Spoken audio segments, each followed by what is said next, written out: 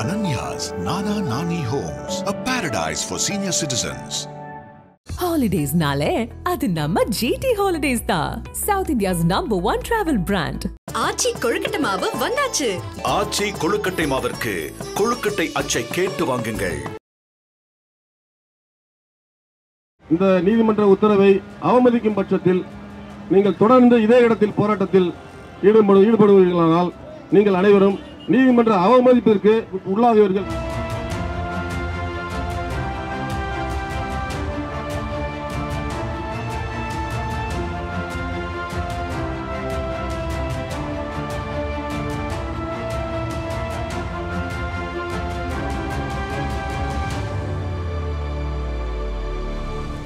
குடிச்சிட்டு திமிரு பிடிச்சி போய் கள்ள குடிச்சியில் குடிச்சிட்டு செத்துவனுக்கெல்லாம் பணம் கொடுத்தீங்க, அவங்க குடும்பத்தையே ஏற்றுக்கினீங்க. ஏன் நாங்கள் குப்பியும் பீயும் புண்ணாக்க கையை வச்சு வாடுறோம், எங்களுக்கு ஏன் நல்லது செய்ய கஷ்டப்படுறீங்க? தாழ்த்தப்பட்ட மக்கள் தானே இவங்க, குப்பை எடுக்கிறவங்க தானே இவங்க. எப்படி போனா என்ன, நம்ம நல்லா இருக்கோம்னு நினைக்க தப்புங்க, அதெல்லாம் பாவங்க. நாங்கள் இன்னைக்கு அந்த வேலை இல்லைன்னு சொன்னா கடைக்காரன் வீட்டு வாசல வந்து நிற்பான். அங்க தற்கொலை பண்ணி சாவுறதோட நான் இங்க தற்கொலை பண்ணி செத்துடுறோமா? ஏதோ வயிற்றுக்கு ஒரு வேலை சாப்பிட்டாலும் ஒரு வேலை பட்டியா கிடக்குறோம்.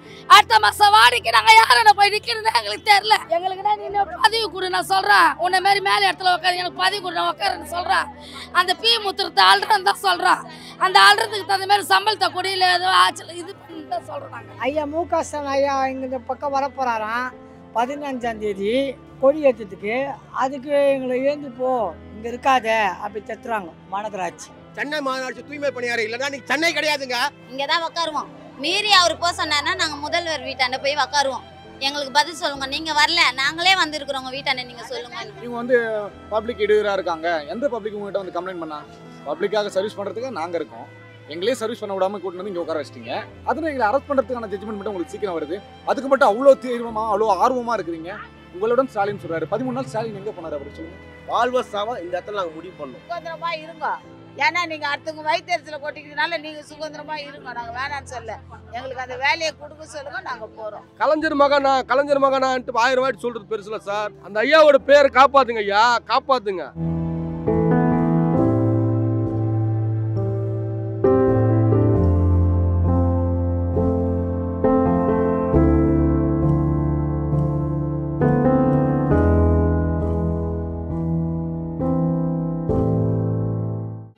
இந்த 13 நாள் உக்காந்துங்கிறோம்.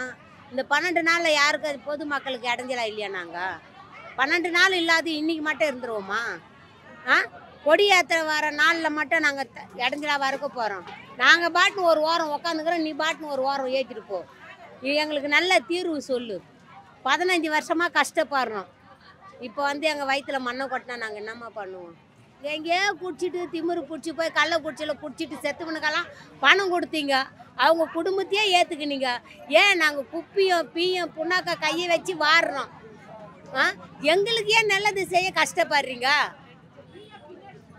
இல்லை நான் எங்கள் குடும்பத்தில் நான் கள்ளச்சாரம் குடிச்சிட்டு செத்து போனவங்களுக்கு பணம் கொடு நான் கேட்குறோம். எங்கள் வாழ்வாதாரம் நாங்கள் கஷ்டப்பட்டோம். 15 வருஷம் சேர்ந்து இப்போ இங்கே பாடுபட்டுட்டு போனால் மற்ற இடத்துல எவன் வேலை கொடுப்பான் சொல்லு சார். நீங்கள் வந்து தாழ்த்தப்பட்ட மக்கள் தானே இவங்க, குப்பை எடுக்கிறவங்க தானே இவங்க. எப்படி போனா என்ன, நம்ம நல்லா இருக்கோம்னு நினைக்க தப்புங்க, அதெல்லாம் பாவங்க.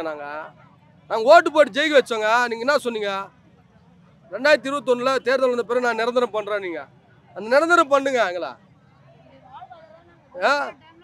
நிரந்தரம் பண்ணுங்க. நீங்கள் வந்து சொன்னீங்க, ஓட்டு நாங்கள் போட்டோம், நம்பி போட்டோம்ல. கேட்டால் அதிமுக 10 ஜோன் கான்ட்ராக்ட் விட்டாங்க, நாங்கள் விட்டோம்னா அவங்கள வீட்டுக்கு அமிச்சிட்டோம். 10 ஜோன் கான்ட்ராக்ட் விட்டோம், வீட்டுக்கு அமிச்சிட்டோம். நீங்களும் அதே தப்பு பண்ணிட்டு நீங்கள் வீட்டுக்கு போக போகிறீங்களா? சொல்லுங்கள் சார். பாவம் சார் இவங்களாம். சார் நீங்கள் கேட்டோன்னா சொல்லுங்கள், பெண்களுக்கான ஆட்சின்றீங்க. பெண்களுக்கான ஆட்சி இல்லையே. ஏன் சார், ஏன் நாங்கள் ஏதாவது பாவம் பண்ணோமா? நாங்கள் குப்பை எடுக்கிறோங்க. நாங்கள் என்ன கிம்மலை வாங்குற அதிகாரிங்களா? குப்பை எடுக்கிறோம். குப்பை எடுத்து தப்பா? கோயிலில் அர்ச்சகராக இருக்கிறவங்க அரசு ஊழியராக இருக்கலாம், குப்பை எடுக்கிறவங்க அரசு ஊழியராக இருக்கக்கூடாதா? கலைஞர் மகனான்ட்டு 1000 வாட்டி சொல்கிறது பெருசுல சார். அந்த ஐயாவோட பேரை காப்பாத்துங்க ஐயா, காப்பாத்துங்க. வந்து அவங்க கிட்ட பொங்கல் போனஸ் கொடுங்க, எங்களுக்கு தீபாவளி போனஸ் கொடுங்க நாங்கள் கேட்கல. நாங்கள் வாழ்வதற்கு எங்களுக்கு ஒரு வாழ்வாதாரம், எங்களுக்கு வேலை தான் கேட்குறோம். இங்கே இருக்கிறவங்க பார்த்தீங்கன்னா நிறைய பேர் கணவர் இல்லாதவங்க, எல்லாம் பசங்க கைவிடப்படுறவங்க, இப்படி தான் இருக்கும். நான் நீங்கள் சொன்னது என்ன சொன்னீங்க? நான் வந்தேன்னா உங்களுக்கு கண்டிப்பாக பணி நிரந்தரம் பண்ணுறதுன்னு சொன்னீங்க. நீங்கள் சொன்ன வார்த்தை தான் நாங்கள் திருப்பி கேட்குறோம். இப்போ 12 13 நாளாக நாங்கள் இங்கே உட்காந்து இருக்கோம். எங்கள் வாழ்வாதாரம் என்ன? சாப்பாட்டுலேருந்து எல்லாருக்கும் நாங்கள் எவ்வளோ கஷ்டப்படுறோம். எவ்வளோ பேர் வந்து பார்த்தாங்க. நீங்கள் தானே இப்போ ஆட்சியில் இருக்கீங்க. நீங்கள் வந்து என்ன நீங்கள் கோரிக்கை கேட்டிருக்கணும்ல, ஏன் கேட்க மாட்டீங்க? எனக்கு நிரந்தர பண்ணி செய்வாருன்னு நினச்சி தாம்மா வாக்களித்தேன். என்னை தீக்கின அந்த ரிபல் பில்லிங் வாசலில் உனக்கு வேலை இல்லைன்னு சொல்லுவாருன்னு நான் நினைக்கல. முதலமைச்சர் வந்தால் செய்வார். ஏன்னா இந்த ஆட்சி டிஎம் ஆட்சி வந்தால் எந்த ஒரு பணியுமே நம்மளுக்கு நல்லதை செய்வாங்க தான் எல்லா மக்களுக்கும் தெரியும். நாங்களும் அந்த கனவோட தான் வாழ்ந்தோம். 17 வருஷம் வேலை செய்கிறோம். திடீர்னு 17 வருஷம் கழிச்சு புதுசாக ஒரு ராம்கி கான்ட்ராக்ட் உருவாக்கி விட்டுட்டு இன்னைக்கு 15,000 ரூபாய் சம்பளத்தில் போய் வேலை செய்ய நான் வாங்குற சம்பளம் 23,000. இந்திய சம்பளம் 23,000. திடீர்னு இந்த மாசத்துல 1ஆம் தேதியிலேருந்து எங்களுக்கு வேலை இல்லைன்ட்டாங்க. 1ஆம் தேதியிலேருந்து ராம்கி கான்ட்ராக்ட் வந்துச்சு, நீங்கள் அதில் போய் செய்யுங்க. நாங்கள் அதில் சேலரி எவ்வளோ 15,000, பிஎஃப் அது இதெல்லாம் பிடிச்சா 12,000 13,000 வரும். நான் வாடகை 9,000 கட்டணும். இந்த வேலையை நம்பி நான் 9,000 ரூபாய் வாடகைக்கு போயிட்டோமா, இல்லைன்னா என்ன பிளாட்பார்த்து மேலே இருந்தேன். இந்த வாடகை நம்பி என் புள்ளிய இந்த வேலையை நம்பி என் புள்ளிய கல்யாணம் பண்ணேன். ஒரு இடத்துல கடை வாங்கி கல்யாணம் பண்ணேன். இன்னைக்கு அந்த வேலை இல்லைன்னு சொன்னால் கடைக்காரெலாம் என் வீட்டு வாசலில் வந்து நிற்பான். அங்கே தற்கொலை பண்ணி சாவுறதோட நான் இங்கே தற்கொலை பண்ணி செத்துடுறேம்மா. வேலை இல்லைன்னு சொன்னால் இதை விட்டுட்டு நான் எங்கம்மா போவேன்? ரிப்பன் பண்ணி வாசலில் தான் நான் உட்காருவேன். என்னை போலீஸ்காரங்க வந்து தூக்கினாலும் சரி, கோர்ட்டு வந்து தூக்கினாலும் சரி, நான் இந்த இடத்த விட்டு அசைய மாட்டேன். அப்படியே அவங்க என்னை அடிச்சு கொண்டாலும் நான் இந்த இடத்துல தான் சாவேன்.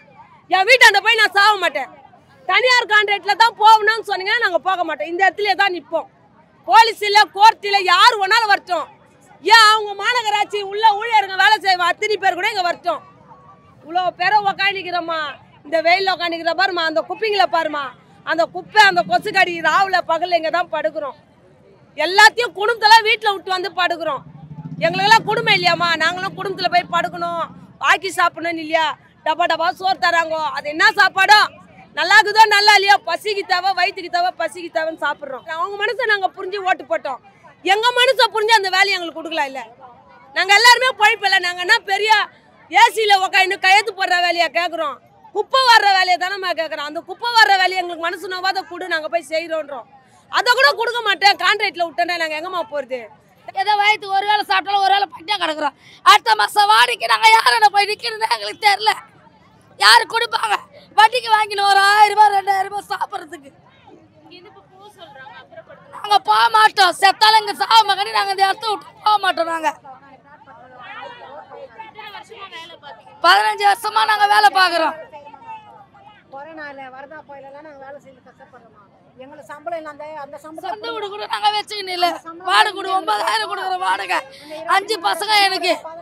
இந்த வேலை செஞ்சு தான் நான் காப்பாற்றி நிற்கிறேன்.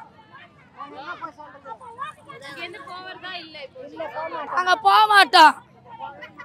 எங்களுக்குன்னா நீ பதவி கொடு, நான் சொல்கிறேன். உன்னை மாரி மேலே இடத்துல உட்காரு, எனக்கு பதவி கொடு, நான் உட்காருன்னு சொல்கிறேன். அந்த பி முத்திரத்தை ஆள்றன்னு தான் சொல்கிறோம். அந்த ஆள்றதுக்கு தகுந்த மாதிரி சம்பளத்தை கொடியில் ஏதோ ஆச்சு இது பண்ணி தான் சொல்கிறோம்.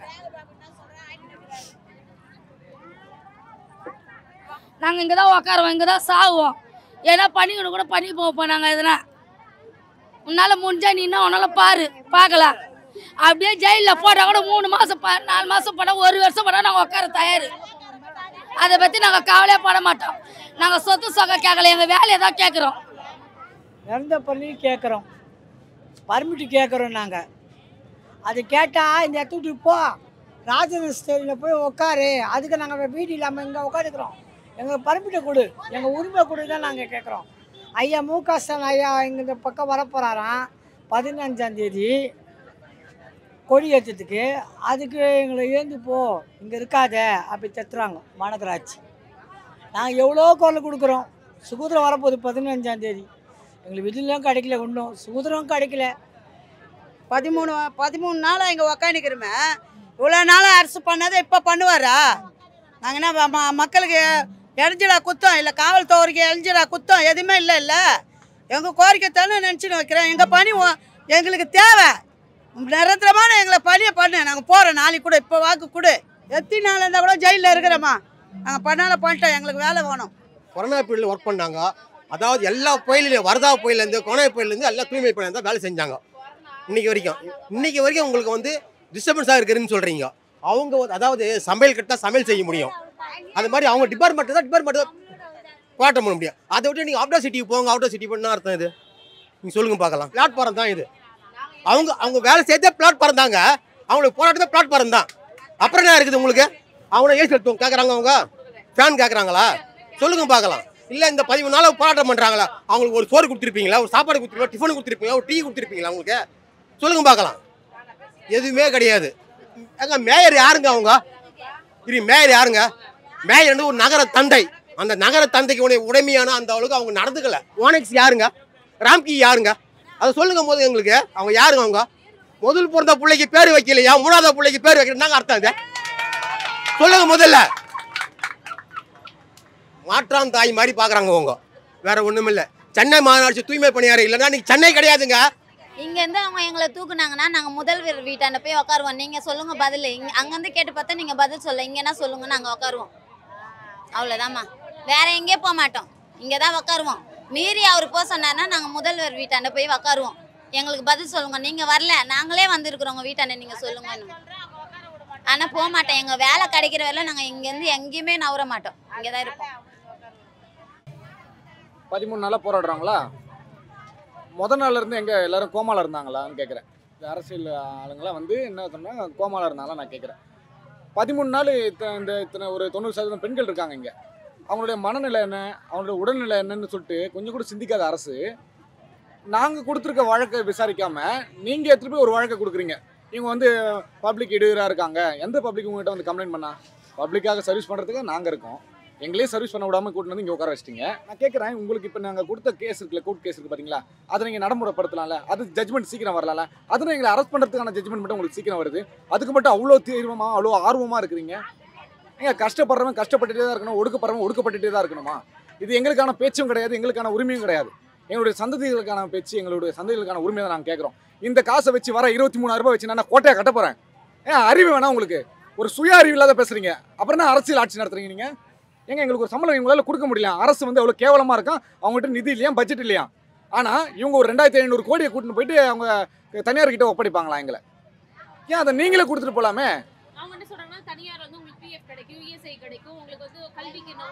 என்னங்க இது அப்படி சொல்ல வரேன்? நான் என்ன சொல்ல வரேனாக்கா, எனக்கு நல்லா கண்ணு தெரியும். நான் ஒரு அரசியல்வாதி, நான் ஒரு முதலமைச்சர், நான் ஒரு மேயர், நான் ஒரு ஆணையர், நான் ஒரு அமைச்சர்.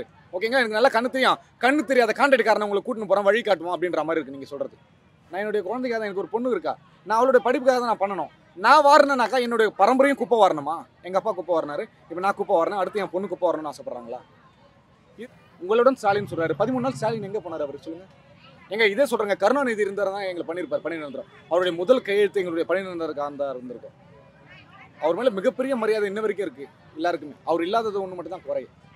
அவர் இருந்தால் தான் கண்டிப்பாக பண்ணியிருந்திருப்பார். ஆனால் ஸ்டாலின் அவர்கள் வந்து இப்படி மௌனம் காக்கிறது எங்களை ரொம்ப மன வருத்தத்துக்குள்ளாக்குது. நாங்கள் எங்களுடைய உரிமையை கேட்டால் நீங்கள் என்ன சொல்கிறீங்க, உங்களை நாங்கள் அரெஸ்ட் பண்ணுவோம், 2 வருஷம் ஜெயிலுனாங்க. நாங்கள் கொலை குத்தமாக பண்ணிட்டோம் இல்லை, யாராச்சும் செயின் அறுத்தோமா, நாங்கள் ஏதாச்சும் வன்முறை ஏதாச்சும் பண்ணோமா? உழைக்கிற ஜனம், உழைக்கிற மக்கள், நாங்கள் அமைதியான முறையில் போராடுறோம். இந்த முறையை நீங்கள் அப்படி காப்பாற்றிங்கன்னு சொல்கிறேன். இல்லைனாக்கா வன்முறை வெடிக்கும், அவ்வளோதான் சொல்ல முடியும். போராட்டம் பெருசாக இருக்கும். வாழ்வசாவா இந்த இடத்துல நாங்கள் முடிவு பண்ணோம் சொல்லிட்டு முதல் நாள் உட்காந்தோம், 2ஆவது நாள் உட்காந்தோம். இது வரைக்கும் உள்ள இருக்கிற அதிகாரிங்க வந்து யாரும் எட்டி பார்க்கலாம். மற்ற கட்சிங்களெல்லாம் வந்து தண்ணி பாட்டிலேருந்து பிஸ்கட்லேருந்து எல்லாமே எங்களுக்கு நல்லதெல்லாம் செஞ்சாங்க. ஆனால் ஆளுங்கட்சி வந்து ஒரு உறுப்பினர் வெட்டி கூட பார்க்கல. அரசாங்கம் என்ன பண்ணுது? இப்போ எங்களோட வாழ்வாதாரம்னா இப்போ என் 2 பொம்பளை பசங்க வச்சுன்னா ஒரு பையனை வச்சுருக்கிறேன். அவங்களுக்கு எல்லாத்தையும் நான் செய்யணும், கட்ட நல்லது தான் செய்யணும். இப்போ என் நிலமை என்ன, 13 நாளாக உட்காந்துக்கிறேன். பிள்ளைங்களை வந்து காலேஜுக்கு போக முடியல, கையில் 10 பைசா இல்லை. என்ன பண்ணுது அரசாங்கம்? ஒரு ஆள் பண்ணுற வேலை இவ்வளோ இதுக்கு பிரச்சனை காரணம். நாங்கள் என்னன்றோன்னா, எங்களுக்கு எங்கள் வேலையை எங்களுக்கு கையில் கொடுங்க, நாங்கள் இந்த இடத்த விட்டு காலி பண்ணுறோம். வேலை இல்லாத நாங்கள் இந்த இடத்தையும் விட்டுட்டு போய் வேறு இடத்துல உக்காந்துன்னு போராட முடியுமா? இது தானே கார்பரேஷன் ஆஃபீஸு. கார்பரேஷன் வேலை செய்கிறவங்க எங்கே உக்காருவாங்க? கார்பரேஷனான தான் உக்காருவாங்க. நீங்கள் சுதந்திரம் கொண்டாடுறதுக்கு நாங்கன்னா இழிச்சவாயா? நாங்கள் பட்டினியும் பசிமா வெயில் மழை காற்று எல்லாத்துலேயும் உக்காந்துட்டு நீங்கள் சுதந்திரம் கொண்டாடினா எங்களை வெளியே போகணுன்னு சொல்கிறதுக்கு எங்கள் வேலையை எங்கள் கையில் கொடுத்துருங்க, நாங்கள் வாங்கிக்கின்னு நாங்கள் வெளியே போகிறோம். வேணான்னு சொல்லலை. நாங்கள் உங்கள் இடத்த நாங்கள் பிடிச்சிக்க போகிறத உங்கள் இடத்த நாங்கள் தலைமலை எழுதிக்க போகிறது கிடையாது. எங்களுக்கு வேலை தேவை, அது எங்களுக்கு கொடுங்க. எங்கள் வாழ்வாதாரம்லாம் கஷ்டப்படுது, எங்கள் பிள்ளைங்களாம் பட்டியம் பசிமாக இருக்குது. நாங்கள் இங்கே 13 நாள் வந்து இங்கே இருக்கிறோம். அந்த 13 நாளைக்கு எங்களுக்கு என்ன புரோஜனம் நாங்கள் இருந்ததுக்காக? அதனால் நீங்கள் அந்த வேலையை எங்களுக்கு கொடுங்க, நாங்கள் அதுக்கப்புறம் நாங்கள் வெளியே போகிறோம். நாங்கள் போக மாட்டோன்னு சொல்ல, நீங்கள் சுதந்திரமாக இருங்க. ஏன்னா நீங்கள் அடுத்தவங்க வயிற்றுல கொட்டிக்கிறதுனால நீங்கள் சுதந்திரமாக இருங்க, நாங்கள் வேணான்னு சொல்ல. எங்களுக்கு அந்த வேலையை கொடுக்க சொல்லுங்கள், நாங்கள் போகிறோம். எங்களுக்கே சுதந்திரம் இல்லை, அப்புறம் நான் எங்களுக்கு எவ்வளோ சுதந்திரம் ஏற்றி தான் பண்ண போகிறாங்க அவங்க. நாங்கள் இத்தனை மாதமா 15 வருஷமாக நாங்கள் வேலை செய்கிறோம். இன்னும் காற்றுலையும் மழையிலும் நாங்கள் கிடக்கு. முக ஸ்டாலின் சார் எங்கே போனார்? இன்னும் ஏதோ ஒரு வார்த்தை வந்து கேட்குறாரா? என்னதான் சொல்கிறது, எனக்கு அழதான் வருது, எனக்கு ஒன்றுமே புரியல. போட்டாலும் ஆனால் இங்கே தான் இருப்போம். நாங்கள் இங்கேருந்து போகவும் மாட்டோம். நாங்களாம் எங்கே தூக்கி போட்டாலும் நாங்கள் போகவும் மாட்டோம். நாங்கள் இங்கே தான் இருப்போம். எங்களுக்கு ஒரு முடிவு தெரியும், நாங்கள் போகவும் மாட்டோம். நாங்கள் போக மாட்டோம். எங்கள் வேலையை எங்களுக்கு கொடுக்க சொல்லுங்கள். நாங்கள் இடைஞ்சல் பண்ணணும்னு வரலையே, அவங்க தானே பண்ண வச்சுருக்குறாங்க. நாங்களாம் பண்ணுறோன்னு வந்து உக்காரலையே. எங்கள் வேலையை கொடுத்தா நாங்கள் பண்ணி வேலை செஞ்சுருப்போம். இங்கே வந்து உக்காரணுன்னு எங்களுக்கு நான் தலையெழுத்தா? அவங்க வந்து உட்கார வச்சுட்டு இடைஞ்சல் பண்ணுறோன்னா அது நியாயமா? எப்படி எங்களை ரோட்டில் உட்கார வச்சுட்டு அவங்க சுதந்திர தினம் கொண்டாடுவாங்க? சுதந்திரமாக இருக்கிற மனசால இப்படி அடித்து வச்சுட்டு அவங்க கொண்டாடி என்ன பிரயோஜனம்? அதனால் அவங்களுக்கு என்ன பலன்? எங்களுக்கு செஞ்சாலும் ஒரு பலன். எதுவுமே இல்லாத நீங்கள் கொண்டாடி என்ன பலன் அனுபவிப்பாங்க? பேசின்னு தான் இருக்கிறாங்க. முதல்வர் யாருமே வரல. இன்னும் இது ஒரு நாள் கூட வரல. இப்போ இது கொண்டாட வேண்டிய எப்படி வருவார் முதல்வர்? எங்களை பார்க்க வரல, இதை கொண்டாட வருவாரா முதல்வர்? வீடு வீடாக வந்து கேட்குறாரு ஓட்டு. அதுமாரி இந்தமாரி ரோட்டில் வேறு எதுனா ஓடுறாரு முதல்வர் பார்க்க. இவ்வளோ நாள் 13 நாள் உக்காந்து நிற்கிறாங்களே. இன்னும் அவங்க கோரிக்கை இன்னும் எதுன்னு வந்து முதல்வர் கேட்டாரா? சரி, துணை முதல்வர்னு அனுப்புனாரா? அவரால் வர முடியலன்னா கூட 2 பேருமே வந்து காது கொடுத்து என்னான்னு கேட்கல. அப்படி கேட்காதவங்க அப்புறம் கொண்டாடி என்ன பிரயோஜனம்? உங்களுக்கு ஒன்றுமே கிடையாது. எங்களுக்கு பதில் சொல்லாதவங்க கொண்டாடி என்ன பிரயோஜனம்? முதலமைச்சர் வரணுமாங்க. 13 நாளா சோறு தண்ணி இல்லாம இருக்கிறோம். வெயில் பார்க்காம மழை பார்க்காம வரணும். ஓட்டெல்லாம் நாங்கள் அங்கே தான் போட்டுது. உதயசூரன் தான் நாங்கள் ஓட்டு போட்டுது. அதிகாரமாக கேட்குறோம். உதயசூரன் தவிர எங்கே போடல. 7 தொகுதி முல்ல 7 தொகுதியெல்லாம் உதயசூரன் தான் போட்டிருக்கு. அண்ணா வரணும், அண்ணன் வரணும், ஸ்டாலின் அண்ணன் வரணும். ஸ்டாலின் அண்ணன் வந்து எதனா பதில் சொல்லு. அவ்வளோதான். நாங்கள் அவர் வந்து ஏந்து போக சொன்னதான் நாங்கள் போவோம்.